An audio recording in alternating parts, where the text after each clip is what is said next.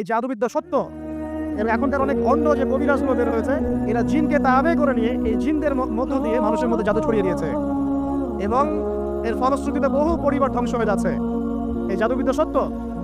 আরো একটা জিনিস সত্য, নবী সাল্লাল্লাহু আলাইহি ওয়াসাল্লাম বলেছেন ইন্না আইনাল হক, চোখের নজর সত্য। নবী করিম সাল্লাল্লাহু আলাইহি ওয়াসাল্লাম বলেছেন চোখের বদনজর সত্য। এই যে আমরা বলি ফেসবুকে এত বেশি ছবি দিয়েন না ভাই, ছবি তুলেন না, ছবি তুলেন না, বারবার যে নিষেধ করি, কারণ কি জানেন? একটাই কারণ, বিকজ চোখ লাগাটা সত্য।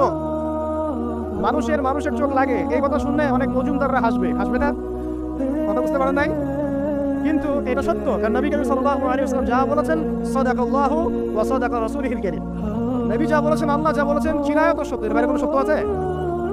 আচ্ছা দেখেন, আমি বললাম যে জাদুবিদ্যা সত্য। এই জাদুবিদ্যার চর্চা মানুষ করে, এখনো করে, এবং এই জাদু দিয়ে মানুষের ক্ষতি করার জন্য জিনের প্রয়োজন হয়, দুষ্ট জিন। এই জিনগুলোকে মানুষ তাবে করে মানুষের ক্ষতি করার চেষ্টা করে। দেখবেন এখন গ্রামে গঞ্জে শহরে সব জায়গায় ছড়িয়ে পড়েছে না?